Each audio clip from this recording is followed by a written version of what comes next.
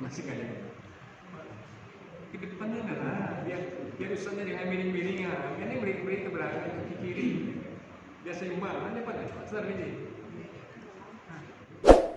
biar masalah ini jangan berani.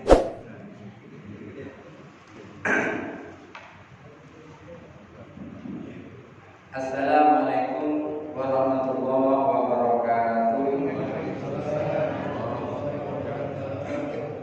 Innal hamdalillah wassalatu wassalamu ala Rasulillah wa ala alihi wa ashabihi wa man wala la haula wa la quwwata illa billah. Rabbi shrah li sadri wa yassir li amri wahlul 'uqdatam min lisani yafqahu qawli.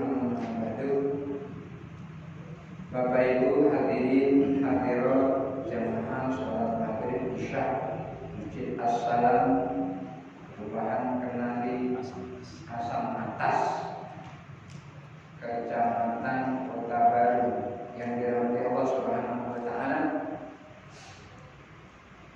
Seseorang agar amalnya diterima oleh Allah Subhanahu wa taala itu kuncinya yang pertama adalah bertauhid. Maka orang apabila sudah mengucapkan asyhadu an la ilaha illallah wa asyhadu anna muhammadar rasulullah, berarti dia sudah masuk Islam. Berarti dia adalah orang Islam. Kalau sudah mengucapkan asyhadu an la ilaha illallah wa asyhadu anna muhammadar rasulullah, mengucapkan dua kalimat syahadat ini saja sudah masuk Islam. Masa dia orang sudah masuk Islam kok menjadi kafir? Itu rasanya tidak mungkin. Karena mengucapkan dua kalimat syahadat saja sudah masuk Islam. Kemudian orang yang sudah mengucapkan dua kalimat syahadat itu amalnya akan diterima oleh Allah melalui dua kalimat syahadat. Sebanyak apapun amal orang itu, kalau dia tidak bersyahadat, berarti amalnya tidak diterima oleh Allah. Satu contoh, di Jambi ini ada perguruan tinggi yang sangat populer, namanya Buja, Universitas Jambi. Sepinter apapun dia, sehebat apapun dia ilmunya, tapi tidak pernah daftar ke Unja, itu tidak akan pernah mendapat ijazah dari Unja. Sepinter apapun.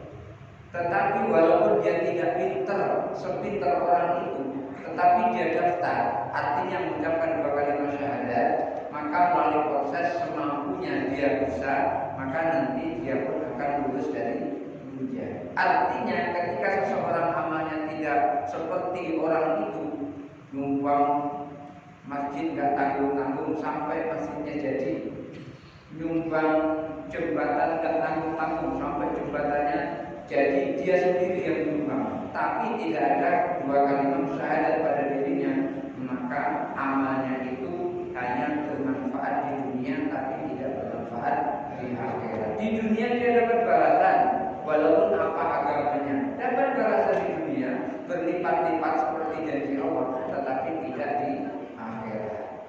Oleh karena itu, tauhid adalah salah satu dari bahasan yang penting kita bahas. Setelah kita memasuki pada ruangan tauhid, lalu kita beramal, amal itu sah atau tidak sah, maka kita perlu membahas sebuah ilmu namanya ilmu fikih. Setelah kita bertauhid, kita sudah tahu amal kita sah atau tidak sah.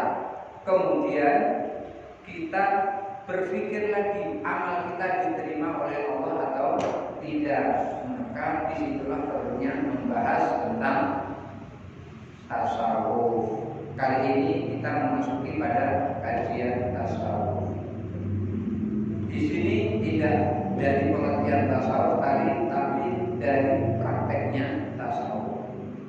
Di sini saya ingin menyampaikan apa yang disampaikan oleh Imam Nawawi. Beliau menyusun sebuah kitab namanya Arba'in, kitab Arba'in. Arba'in itu artinya hadis, isinya 40 hadis, cuma 40 hadis isinya.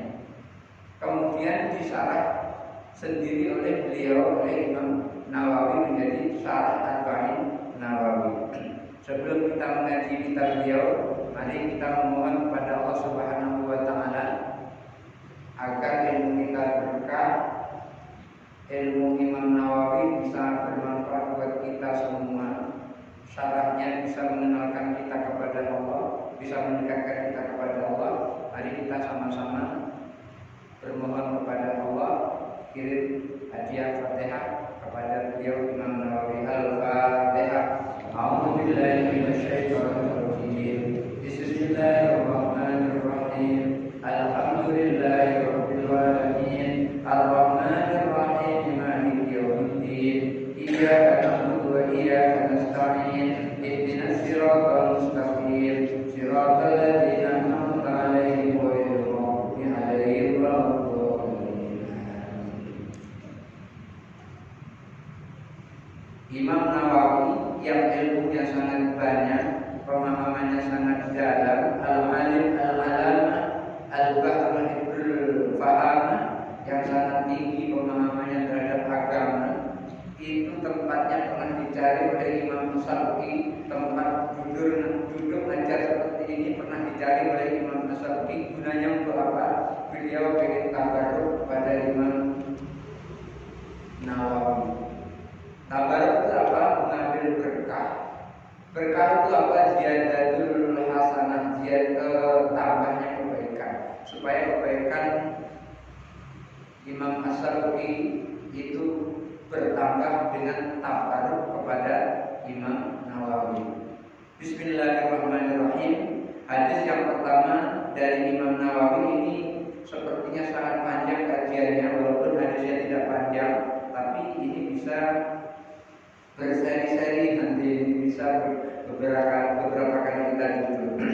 Yang pertama tentang niat. Karena seseorang akan ditentukan amalnya itu berdasarkan niat. Bapak duduk di sini, sama-sama duduk, ada yang niatnya berbeda dengan yang lainnya. Ketika niatnya berbeda dengan yang lainnya, maka nanti hasilnya juga berbeda.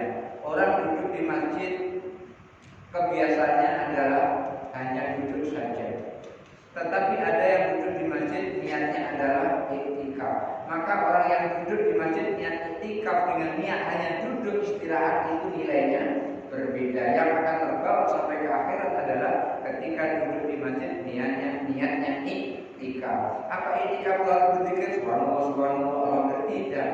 Yang penting dia masuk ke dalam masjid kemudian niat iktikaf, walaupun berjalan ke pojok sana, ke pojok sana, ke pojok sana, ke pojok sana, itu masih nilainya iktikaf selama dia belum keluar dari masjid. Ketika dia keluar dari masjid, itu hanya diperbolehkan sekedar untuk mencari keperluan, umpamanya lapar, kemudian beli makanan. Setelah itu baru masuk masjid lagi. Itu masih nilainya adalah iktikaf. Jadi iktikaf itu bukan berarti harus duduk dan berpikir terus-terusan. Duduk begitu capek berpikir istirahat sambil berbaring umpamanya, itu juga masih nilainya adalah iktikaf.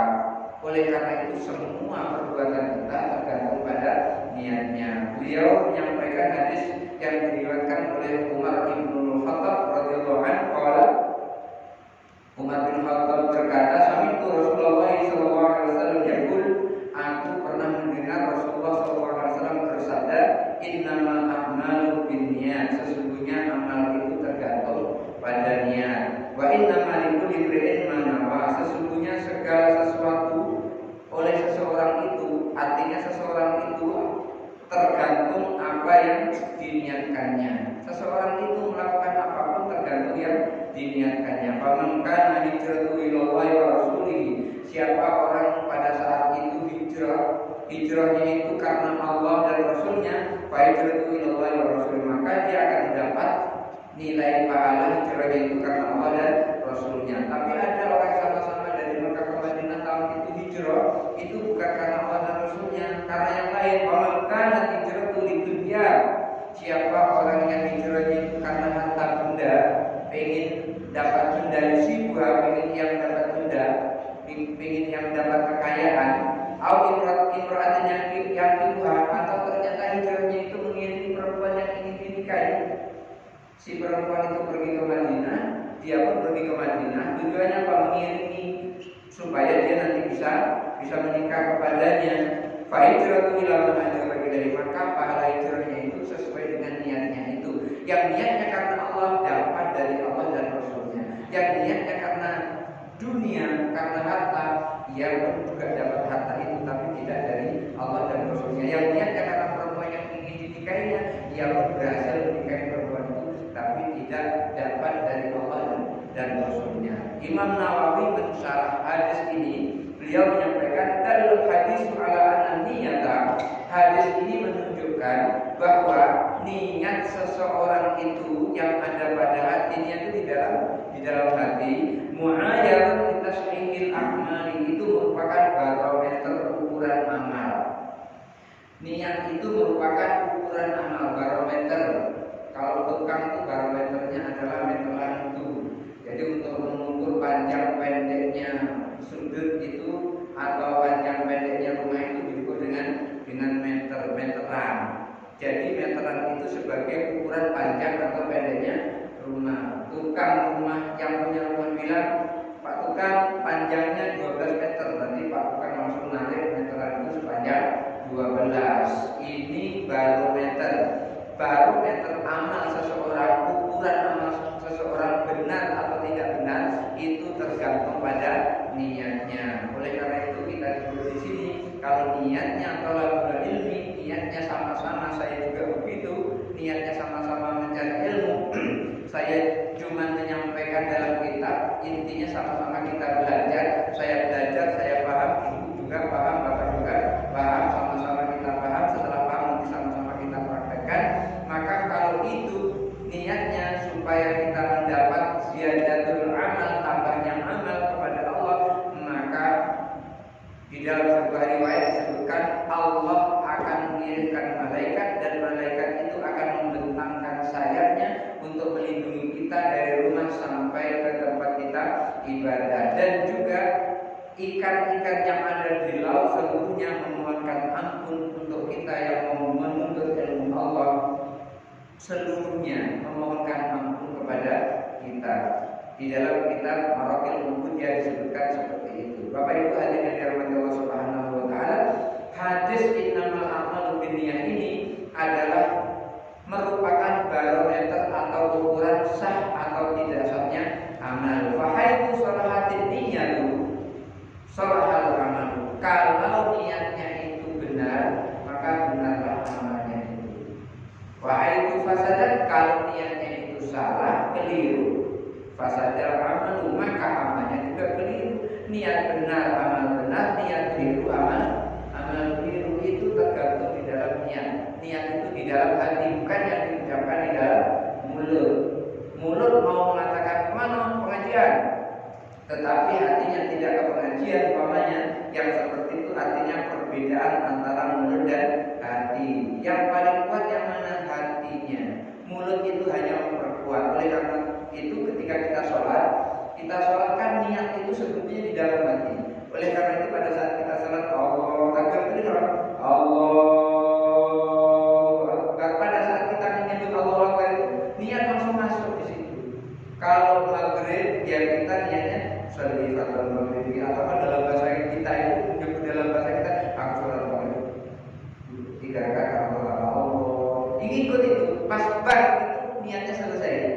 Lalu bacaannya itu yang sholli fardhu maghrib itu diucapkan sebelum kita mulai takbiratul ihram, artinya itu bacaan niat, itu sunnah. Itu dilakukan untuk menguatkan tasbihun niat, untuk menguatkan hati kita. Karena apa? Betapa banyak sholatnya maghrib, waktunya maghrib, mulutnya bunyi sholli fardal isya, padahal hatinya nyebut maghrib. Ada seperti itu? Ada, karena memang setan itu selalu membuat kita was-was. Untuk itu agar niat kita kuat, agar niat kita tuh nancap betul, maka diucapkan lewat mulut, ditetapkan di dalam hati. Tetapi yang paling dominan niat itu adalah di dalam hati. Oleh karena itu kalau niatnya di dalam hati benar, benar semua amal kita. Kalau niat dalam hati salah, maka salah semuanya. Oleh karena itu Imam Nawawi ini sepertinya telah meneliti amal-amalnya, kemudian dibanding juga dengan amal-amal orang, sepertinya itu, sehingga beliau membuat sebuah kesimpulan seperti ini. Wa idza wujidal amalu wa qaranatun niyatu falahu thalathatu ahwalin. Beliau Nawawi menyampaikan kalau ada amalnya itu dibarengi dengan niat, falahu thalathatu ahwalin, maka orang itu berada pada salah satu di antara 3 tingkatan. Orang beramal seperti umpamanya ya duduk seperti ini semuanya sedang beramal. Niat amalnya itu ada, kita pasang niat. Nawaitu thalabal ilmi, aku berniat untuk menuntut ilmu, atau nawaitu i'tikaf, berniat i'tikaf di Masjid As-Salam ini. Niatnya sudah dipasang seperti itu. Kalau kita telah memasang seperti itu, maka nanti amal kita itu akan menduduki salah satu di antara 3 tingkatan ini. Apa 3 tingkatan itu? Beliau menyampaikan al-awwalu, yang pertama, ayyaf ala dzalika khaufan minallahi ta'ala. Yang pertama itu, tingkatan yang pertama, duduk seperti ini, mendengarkan pengajian seperti ini, ia lakukan ayyaf ala, ia lakukan khaufan minallahi ta'ala, karena takut kepada Allah Ta'ala. Sholat karena takut kepada Allah Ta'ala. Di Ramadan puasa karena takut kepada Allah Ta'ala. Duit sudah cukup, nisab dan haulnya, kemudian keluarkan zakatnya karena takut kepada Allah Ta'ala. Duit sudah cukup, kesempatan sudah ada, akhirnya daftar haji. Setelah itu berangkat menaikkan ibadah haji. Ia lakukan karena takut kepada Allah Ta'ala. Takut apa? Kalau semuanya itu dia tidak lakukan, takut nanti jangan-jangan Allah masukkan ke dalam neraka. Jadi takut karena neraka Allah. Sholatnya karena takut kepada Allah, takut dimasukkan neraka. Zakatnya takut kepada Allah, kalau tidak berzakat nanti dimasukkan ke dalam neraka. Dan semuanya dilakukan karena Allah, karena takut kepada Allah. Kalau tidak melakukan itu nanti akan dimasukkan ke dalam neraka. Kalau ada orang ibadahnya model seperti ini, ibadah karena takut kepada Allah seperti ini, beliau menyampaikan bahwa wahadi ibadatul abid, yang seperti ini adalah ibadahnya seorang hamba. Makanya sering kita kan mendengar ada orang sedekah atau infak ke masjid, lalu disebutkan infak dari hamba Allah sebanyak 250.000 rupiah. Pernah dengar itu? Pernah kan? Nah, itu hamba Allah. Jadi dia itu infak itu karena takut kepada Allah. Kalau tidak infak, takut nanti masuk ke dalam neraka Allah. Maka tingkatan ibadah yang pertama adalah ketika seseorang beribadah karena takut kepada Allah, maka derajat ibadahnya, tingkatan ibadahnya adalah ibadatul abid, ibadahnya seorang hamba. Apa itu hamba? Gampangnya itu pembantu, Bapak Ibu, pembantu. Kalau ada pembantu, biasanya pembantu itu sangat segan kepada tuannya atau majikannya. Begitu majikannya pergi dari rumah, dia disuruh tinggal di rumah, bebas dia nonton segala macam. Begitu titik majikannya datang, langsung bergegas seperti sudah selesai bersih-bersih semuanya, padahal belum tuntas. Dia melakukan itu karena takut kepada majikan. Maka orang yang melakukan itu karena takut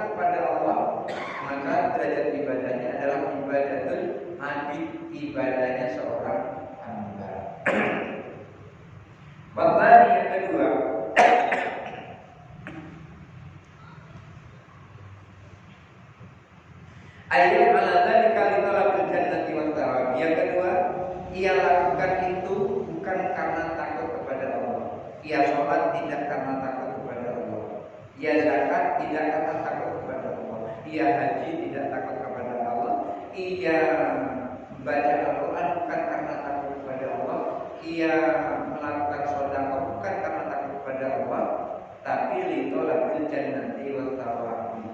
Ia lakukan itu karena minta surga, minta pahala. Ia sholat minta surga, minta pahala. Zakat minta surga, minta pahala. Puasa minta surga, minta pahala. Maka kita sering berdoa pada saat di Ramadan itu, berdoakan Allahumma inna nas'alukal jannah kawal jannah wa na'udzubika min sakhatika wan nar. Pernah dengar doa itu? Karena kita memang dibolehkan minta surga, minta pahala kepada Allah. Boleh kita minta surga, minta pahala, boleh. Jadi ketika seseorang sholat karena minta surga, minta pahala, zakat karena minta surga, minta pahala, haji karena minta surga, minta pahala, ketika kita melakukan seperti itu, maka derajat ibadah kita wahadi ibadatul tujjar. Ini tingkatan ibadahnya seorang pedagang. Di mana-mana pedagang pasti cari untung. Modal 10.000 biasa dijual 12.000, 13.000 atau 11.000. Betul ya? Betul. Berarti ada yang sudah pernah dagang. Pedagang tidak pernah mau rugi, maunya adalah untung. Maunya untung. Oleh karena itu Imam Al-Ghazali menyebutkan al-faraidu ra'sul mali. Ibadah-ibadah fardu itu adalah modal dagang. Artinya apa? Ketika Bapak Ibu kita semua sholat kita jaga, puasa Ramadan kita jaga, kemudian diberi rezeki berupa zakat, berupa duit, kemudian sudah waktunya kita keluar zakat, kita zakati, kemudian diberi rezeki kesehatan, kesempatan naik haji, kemudian kita naik haji. Yang wajib seperti kita lakukan, walaupun tidak melakukannya sunnah-sunnah, tidak sholat tahiyatul masjid, tidak sholat rawatib, tidak sholat taraweh. Yang wajib Jumat kan wajib sholat, Jumatnya sholat. Asal yang wajib itu dilakukan, itu adalah modal dagang. Apa gunanya modal dagang itu? Modal dagang itu gunanya adalah salamatun fid dunya wal akhirah. Gunanya adalah selamat di dunia dan di akhirat. Itu modal. Tapi belum untung. Wasunnatu dan sunnah itu ribahun adalah keuntungannya. Yang wajib itu adalah modalnya, yang sunnah itu adalah keuntungannya. Kalau kita ini memiliki jiwa pedagang, tidak pernah mau rugi, tentu keuntungan harus kita cari. Sholat maghrib sudah, itu modalnya. Setelah sholat maghrib, saya baru cari keuntungan. Apa itu? Zikir sesudah sholat. Ketika kita zikir sesudah sholat, itu keuntungan itu sama-sama kita tadi. Maka rugi ketika habis sholat tidak zikir langsung assalamualaikum, masih Allah lantas salam dia, Allah lantas jalan pulang. Yang biasanya dibuatnya sepanjang ini biasanya. Itu rugi. Kenapa? Ya tidak semuanya ya, maksud saya tidak semuanya. Biasanya gitu kan, biasanya. Dan celah-celahnya biasanya gantung, biasanya begitu. Tapi tidak semuanya. Biasanya seperti yang saya lihat di dekat rumah itu, jenggotnya segini, asal udah assalamualaikum warahmatullahi, itu sebentar dia langsung pergi. Modalnya dapat, untungnya tidak dapat. Untungnya apa? Sunnah itu adalah untungnya. Zikir sesudah sholat itu adalah sunnah. Dan bahkan dalam riwayat ketika sholat kita itu tidak sempurna, maka sholat kita akan disempurnakan dengan zikir kita itu. Dan zikir kita sesudah sholat dengan rame-rame seperti itu pernah terjadi juga di zaman Rasulullah. Dan Rasulullah tidak pernah melarangnya. Rasulullah membolehkannya. Maka ketika Rasulullah tidak melarang, itu artinya ikrar Nabi. Itu artinya Rasulullah menetapkan menjadi keputusan bahwasanya yang dilakukan itu adalah benar. Bapak Ibu hadirin dirahmati Allah Subhanahu wa taala.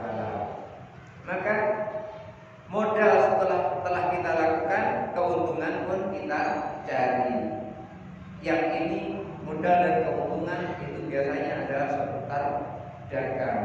Karena ulama-ulama dulu itu hobi dagang. Jarang ulama-ulama itu bertani, itu jarang.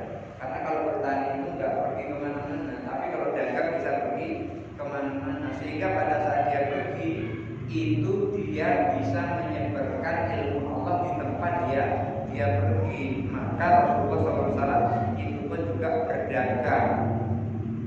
Pertama sekali Rasulullah SAW itu menjadi pedagang adalah kepercayaan dari Sayyidah Khadijah. Sebelum itu dia belum nikah dengan Rasulullah, beliau sudah mempercayakan kepada Rasulullah untuk mengolah harta yang ada pada Sayyidah Khadijah. Kemudian Rasulullah melakukan perdagangan. Akhirnya dilihat bagus, Sayyidah Khadijah melamar. Bukan Rasulullah melamar, tapi Sayyidah Khadijah melamar. Wah, Rasulullah sangat senang, Sayyidah Khadijah pun juga sangat senang. Walaupun tautan usianya adalah Rasulullah 25 tahun, Sayyidah Khadijah umur 40 tahun. Berapa selisihnya? 15 ya? 15 tahun selisihnya. Tapi Rasulullah itu sayangnya kepada Khadijah, Sayyidah Khadijah itu tidak terkalahkan, sehingga istrinya yang bernama Aisyah itu sangat cemburu. Dari semua istrinya, yang Rasulullah yang dicemburu itu adalah istri yang sudah tidak ada, yaitu Sayyidah Khadijah. Yang hidup-hidup itu, istri yang pada saat itu masih hidup tidak pernah dicemburi oleh Sayyidah Aisyah.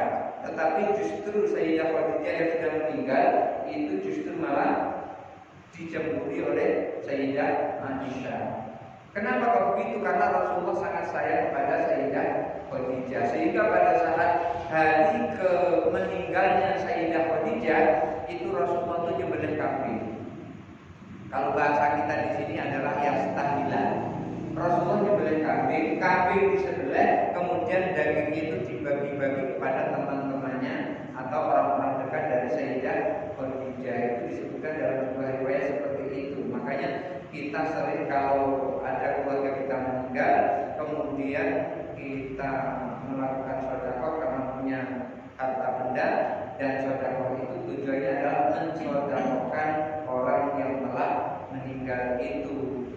Karena dulu pernah ada orang yang bertanya kepada Rasulullah, "Ya Rasulullah, apakah ada manfaatnya kalau aku bersedekah atas nama ibuku?" Kemudian Rasulullah jawab, "Na'am, ya."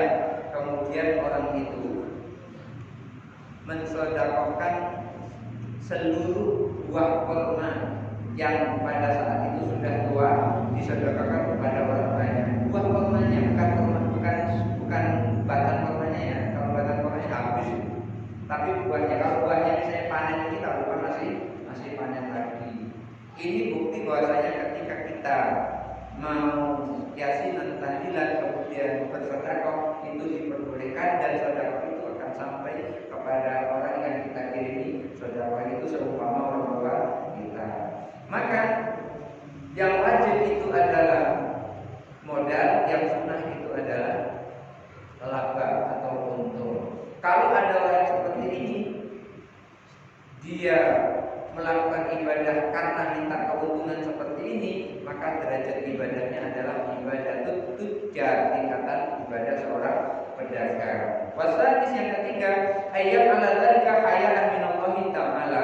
Yang ketiga, dia lakukan sholat, zakat, puasa dan seterusnya tadi bukan karena takut kepada Allah, tidak minta surga juga tidak minta pahala. Ini yang ketiga nih. Takut kepada Allah tidak, minta surga, minta pahala juga tidak. Apa yang lakukan? Takdiyatan dihakil ubudiyati. Ia lakukan hanya karena ingin melaksanakan hak ubudiyahnya kepada Allah. Kenapa? Ia lakukan itu karena dia sadar, wa ma khalaqtul jinna wal insa illa liya'budun. Tidak aku ciptakan jin dan manusia kecuali untuk menyembah kepadamu. Artinya dia melakukan sholat karena melaksanakan perintah Allah, karena dia merasa diciptakan oleh Allah karena untuk menyembah kepada Allah.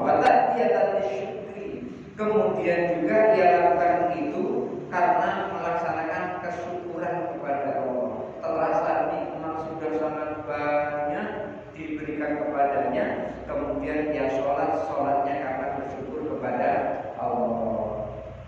Sekarang ini banyak orang lain tidak merasa mendapat nikmat, sehingga kurang bersyukur. Coba kalau salah satu nikmatnya diambil oleh Allah, gak usahlah hilang, matanya sakit saja, itu baru terasa, ya Allah, mataku ini kamu sehatinnya. Nah, baru terasa di situ. Ketika diganggu oleh Allah, sedikit saja diganggu, baru terasa nikmatnya itu terasa. Ketika kaki kita sehat, gitu ya, kaki kita sehat, tahu-tahu jalan ada batu agak tinggi-tinggi kesana meletup, hilang kukunya. Wah, setiap malam berdenyut-denyut tidak bisa tidur. Lalu berpikir, ya Allah, andaikan kaki tidak sakit, alangkah nikmatnya tidur. Baru terasa nikmat itu. Maka kalau kita ingin menghitung nikmat Allah, pasti kita tidak akan mampu menghitungnya. Begitu banyak nikmat yang dia terima dari Allah, lalu dia bersyukur kepada Allah dengan cara apa? Dengan cara dia melakukan sholat, puasa, zakat, semuanya itu bukan karena takut kepada Allah, tidak minta surga, tidak minta pahala kepada Allah, tetapi melakukan kesyukuran kepada Allah. Hayat minallahi ta'ala.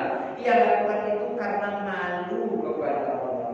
Sudah banyak nikmat yang diberikan, kok tidak mau beribadah, malu kepada Allah. Oleh karena itu derajat yang ketiga adalah ayat pada tadi hayat minallahi ta'ala wa ta'diyatan li hakil ubudiyati wa ta'diyatan li syukri. Ia lakukan itu karena malu kepada Allah, melaksanakan hak ubudiyah kepada Allah, dan melaksanakan hak kesyukurannya kepada Allah.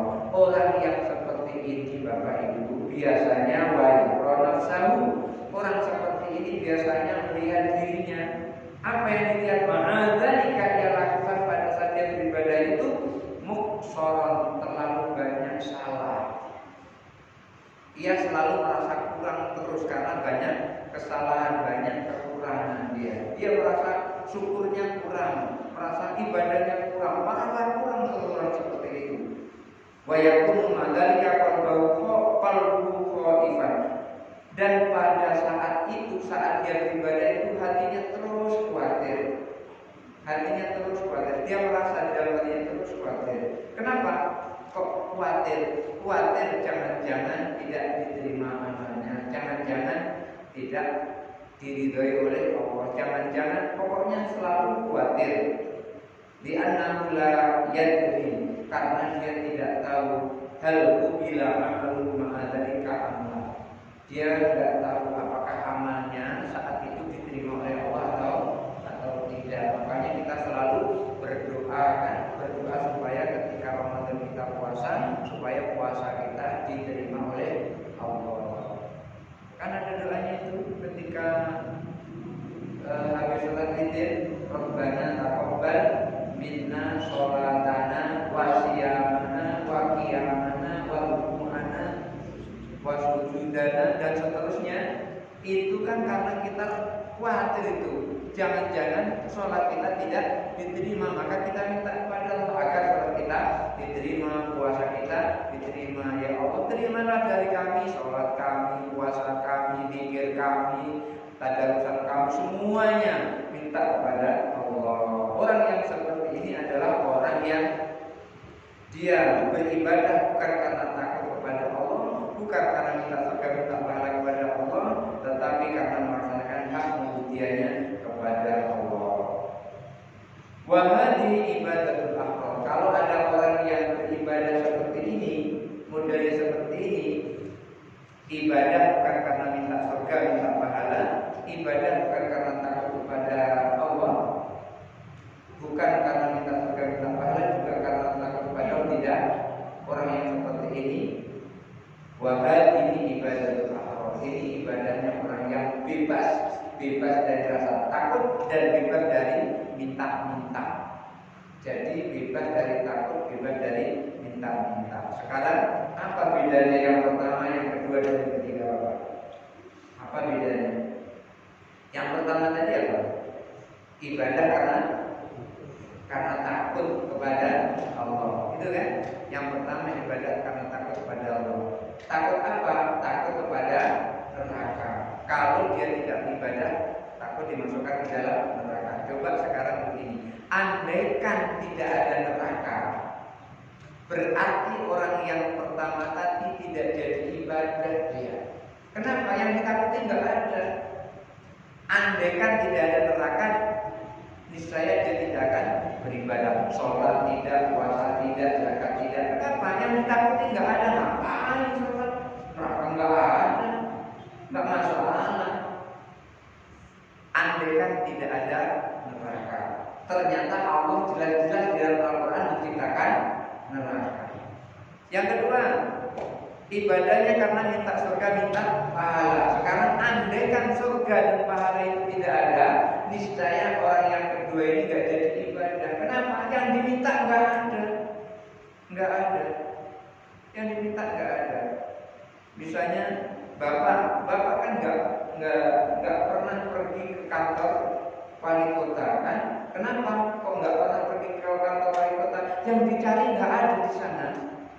Tetapi ketika bapak perlu, maka pergi ke kantor wali kota karena ada yang dicari. Ibu nggak pernah pergi ke puskesmas. Kenapa? Karena nggak pernah sakit dan tidak ada yang dicari di puskesmas. Oleh karena itu nggak perlu pergi ke puskesmas. Andaikan surga dan pahala tidak ada, maka orang tidak jadi ibadah. Kenapa? Karena ibadahnya yang dicari, yang diminta adalah surga dan pahala. Tetapi yang ketiga ini, walaupun tidak ada surga, tidak ada pahala, tidak ada neraka, tetap beribadah. Kenapa kok tetap beribadah? Karena ia ibadahnya itu tidak minta surga, minta pahala, bukan karena takut kepada neraka. Ibadahnya itu karena ada perintah dari Allah. Ketika Allah perintahkan wa aqimus sholata wa atuz zakata warka'u ma'ar raki'in, dirikan sholat, tunaikan zakat, dan berdoa bersama orang-orang yang ruku. Ada perintah, akhirnya dia sholat. Karena ada perintah, bukan karena ada surga, ada pahala, bukan karena ada neraka, tapi karena ada perintah.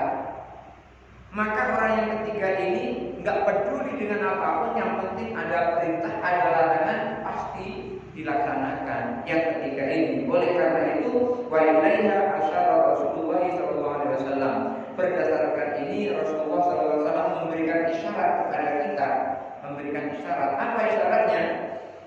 Beliau menyampaikan lamma qalat lahu Aisyah, ketika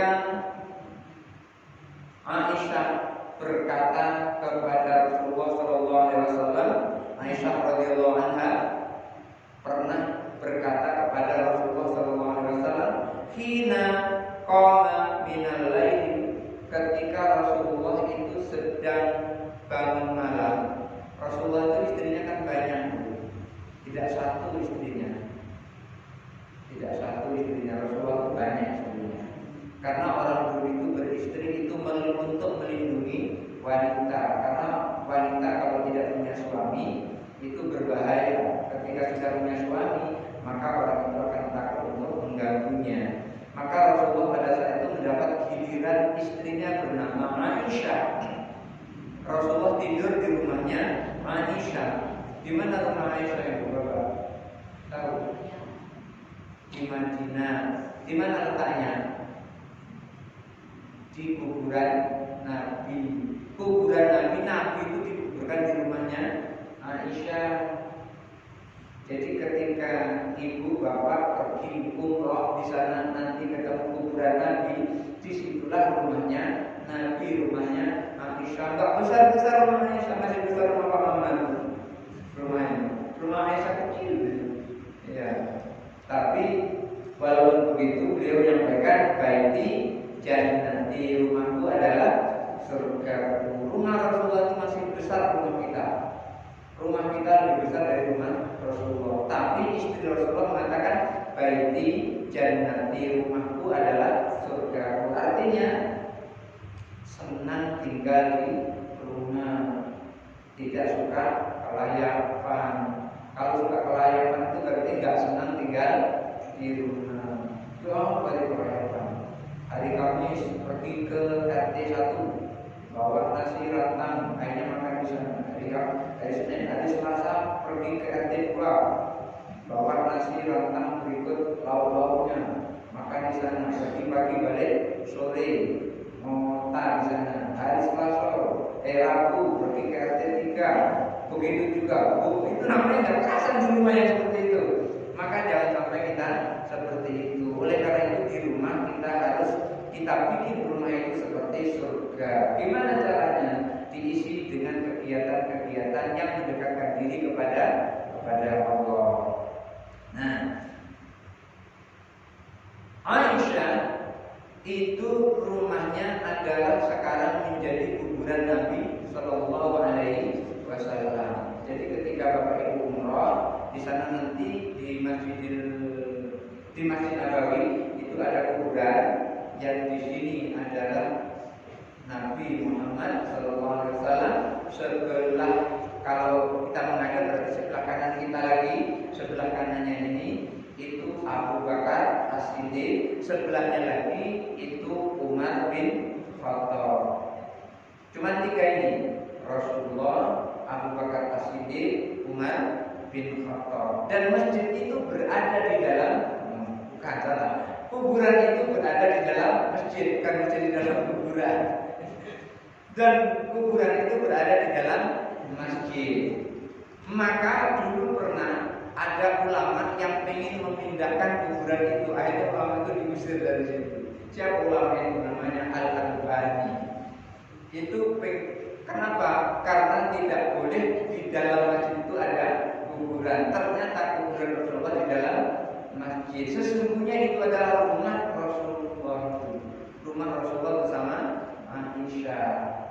Makanya seorang ulama yang bernama Al-Albani itu pernah diusir oleh pemerintah Arab Saudi dari situ karena ingin memindahkan makam Rasulullah.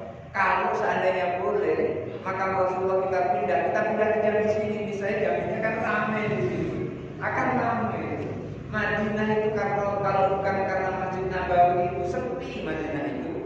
Mekah itu Bapak Ibu, kalau bukan karena Masjidil Haram sepi Mekah itu kan karena terkena doanya Nabi Ibrahim. Apa doa Nabi Ibrahim? Doa minta supaya Mekah ini diberi karunia oleh Allah dan diberi nikmat oleh Allah. Tetapi yang kafir diberi nikmat sedikit, yang beriman diberi nikmat yang banyak. Ini adalah doa Nabi Ibrahim alaihi salam. Nah, Rasulullah pada saat mendapat giliran di rumah Aisyah radhiyallahu anha, beliau berdiri qoma minal laili hatta tawarramat qadamahu. Beliau sholat tahajud malam, sampai dengkulnya ini bengkak, kedua lututnya bengkak. Ada ibu yang sholat malam sampai lututnya bengkak? Tidak ada. Apa? Sama, kita juga belum pernah sholat sampai lutut. Yang ada semua. Iya. Jadi Rasulullah itu kalau sholat malam sampai lututnya bengkak. Istri yang sangat sayang kepada suami selalu memperhatikan suaminya. Jadi kalau ibu sayang sama suami, ibu mesti harus memperhatikan suami. Panggil ya, gimana lututnya bengkak ya?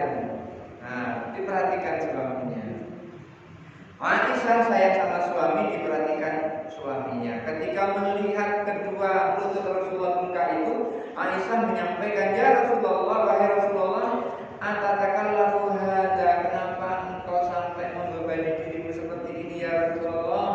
Sholat sampai kakimu bengkak seperti itu, lututmu tuh bengkak sampai sakit seperti itu ya Allah. Kenapa sampai engkau membebankan dirimu seperti itu? Wa qad ghafarallahu laka ma taqaddama min dzambika wa ma ta'akhkhar. Padahal dosamu yang lalu dan yang akan datang itu telah diampuni oleh Allah. Qala, lalu Rasulullah menjawab, afala uhibbu an akuna abdan syakura. Apa aku tidak senang kalau Allah memberi aku gelar sebagai hamba yang pandai bersyukur? Ternyata sholat Rasulullah itu karena bersyukur kepada Allah. Waktunya sudah habis. Mari kita, ada pertanyaan atau langsung berdoa saja? Ya, langsung berdoa saja. Nanti ada waktu sesendirian pertanyaan. Nanti ada tersendiri. Oh gitu. Iya, metode tersendiri. Ya, bagusnya nanti sebelum pengajian itu ada pertanyaan dulu. Iya. Mari kita doa sama-sama. A'udzubillahi minasyaitonir rajim. Bismillahirrahmanirrahim. Alhamdulillahirabbil alamin. Allahumma shalli ala sayyidina Muhammad wa ala ali sayyidina Muhammad. Wa sallim wa radallahu ta'ala an sadatina rasulillahi ajma'in. Allahumma ighfir lana dhunubana wa li walidayna wa rahmana kama rabbayana shaghira. Allahumma nawwir qulubana bi hidayatika kama nawwarta al-qulub bi syamsika wa qamariha abada. Allahumma ij'alna fahman kafami nabiyyin. Allahumma ij'alna fahman kafami nabiyyin. Allahumma ij'alna fahman kafami nabiyyin. Wa izzaka al-mursalin. Ayat malaikatika wa rahmatika ya arhamar rahimin. Allahumma qarribna ila man qarraba ilaika wa ba'idna wa sallimna ila dhatika wa ba'idna rabbana atina fid dunya hasanah wa fil akhirati hasanah wa qina adzabannar. Wa sallallahu ala khairil Muhammadin sallallahu alaihi wasallam wa ala alihi wasallam. Subhanaka rabbil izzati amma yasifun wa salamun alal mursalin walhamdulillahi rabbil alamin. Taqabbalallahu minna wa minkum taqabbal ya karim. Hadallahu wa iyyakum ajma'in. Allahumma waffiqna wa barik. Wassalamualaikum warahmatullahi wabarakatuh.